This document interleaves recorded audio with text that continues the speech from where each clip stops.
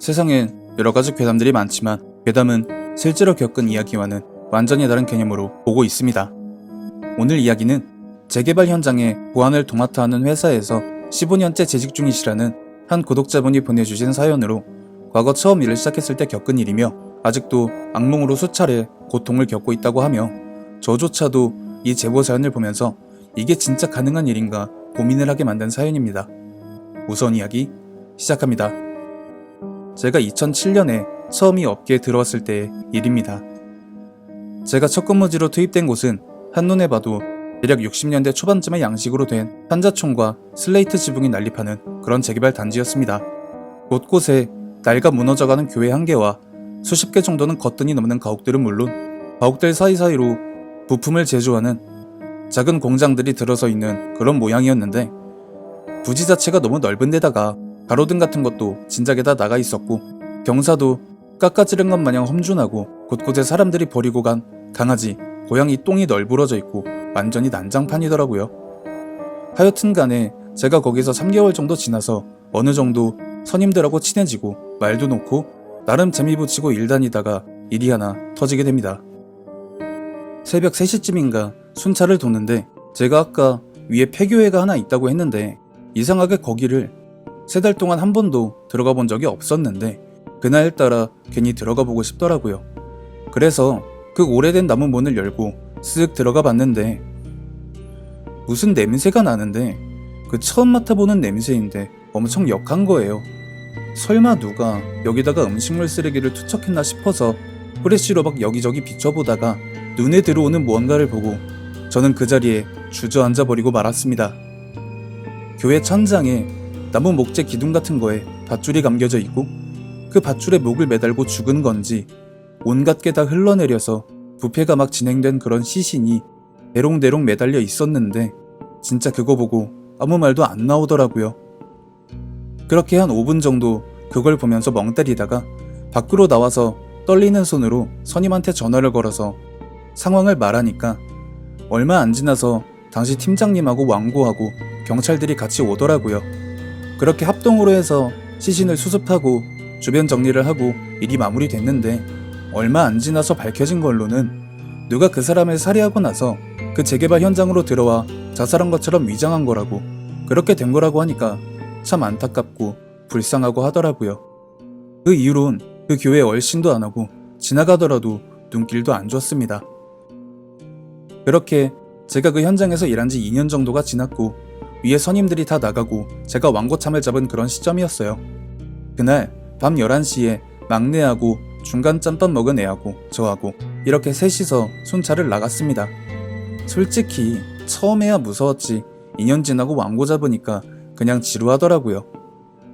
그렇게 순찰을 다 돌고 상황실로 왔는데 중간 짬밥애를 A라고 하고 막내를 B라고 하면 A가 저한테 전화가 와서 굉장히 당황한 목소리로 B가 무전도 안 받고 전화도 안 받고 순찰로를 아무리 돌아도 안 보인다길래 아무래도 뭔 일이 생긴 것 같다고 급하게 이야기를 해서 하필이면 그날이 주말이라 근무 인원도 최소 편성이었거든요. 그래도 찾을 건 찾아봐야 하니까 다같이 불이 나게 찾았습니다. 그런데 진짜 어딜 가도 막내는 보이지도 않고 혹시 도망갔나 생각이 들 때쯤에 팀장님이 얘 그냥 집 간 거 아니냐고 들어온 지 일주일도 안 되지 않았냐고 하길래 그래서 일단 찾아라도 보자고 만약에 도망친 거면 전화라도 받았겠죠 했습니다. 그러다가 새벽 3시를 넘겨도 얘가 안 나오니까 그냥 진짜 집을 갔나 보다 하고 솔직히 도망간 애가 전화를 수십 통을 해도 안 받았으면 그냥 갱생이 불가능한 놈이다 하고 다같이 포기를 했습니다. 그런데 갑자기 머리에 뭐가 싹 스치고 지나가는데 제가 2년 전에 시신을 발견했던 그 폐교회 있잖아요.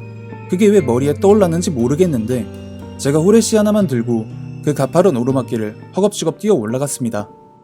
그렇게 막 폐교회에 들어가서 주변을 막 살펴보고 있는데 어디서 남자가 흐느끼는 소리가 들려서 후레쉬로 비춰보니까 그 교회 건물 구석에서 막내가 웅크려서 울고 있더라고요.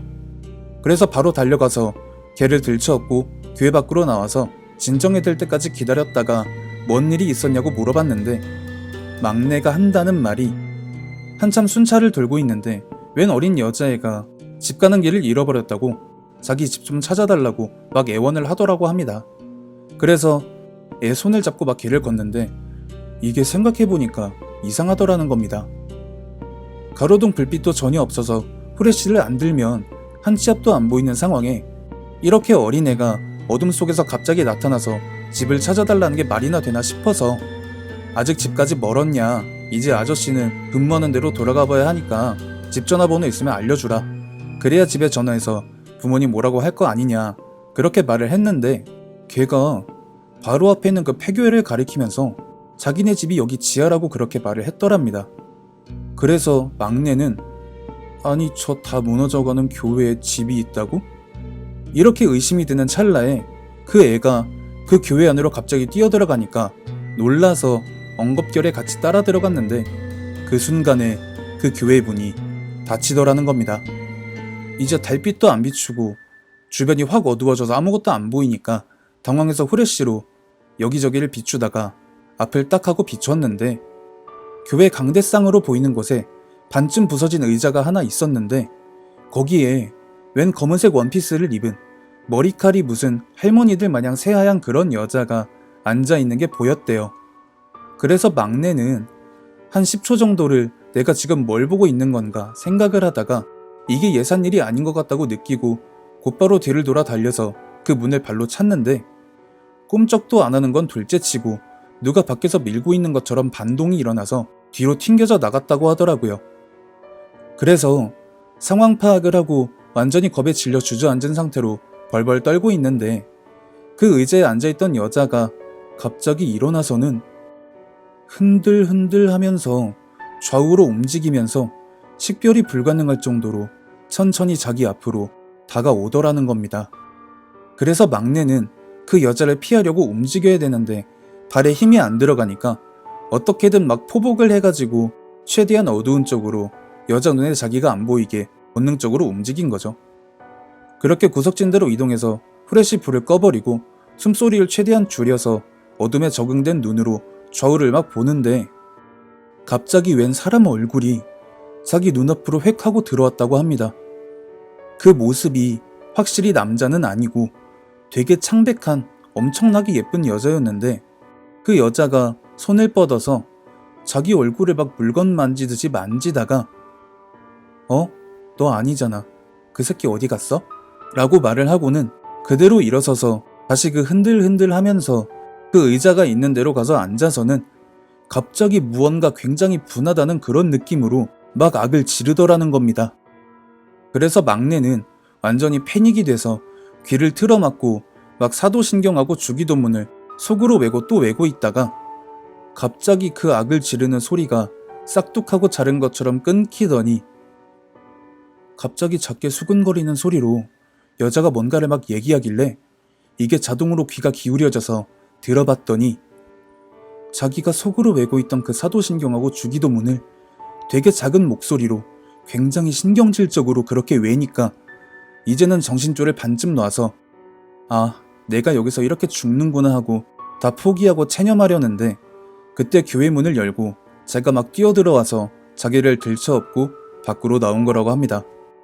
막내 얘기를 듣다가 문득 제가 그 2년 전에 교회 천장에 매달려 있는 시신을 발견했다고 했었는데 그 시신이 부패가 많이 진행돼서 남자인지 여자인지 형체는 분간이 안 됐지만 확실한 건 검은색 원피스를 입고 있었던 걸로 기억하고 있거든요.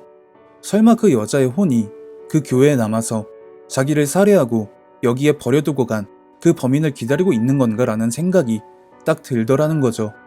그 이후로 막내를 데리고 복귀해서 근무 커리큘럼을 전면 수정을 해서 그 폐교회 인근으로 되어 있는 순찰로를 전면 폐지했습니다만 어떻게 해도 결국 일어날 일은 일어나더라고요. 그 다음 벌어진 일은 그 일이 있고 나서 한 일주일쯤이 지난 뒤였습니다. 이번 이야기는 여기서 마무리하겠습니다. 다음 에피소드 역시 빠른 시일 내에 업로드하겠습니다. 시청해주신 모든 분들 감사드리며 구독과 좋아요 알림 설정 부탁드립니다.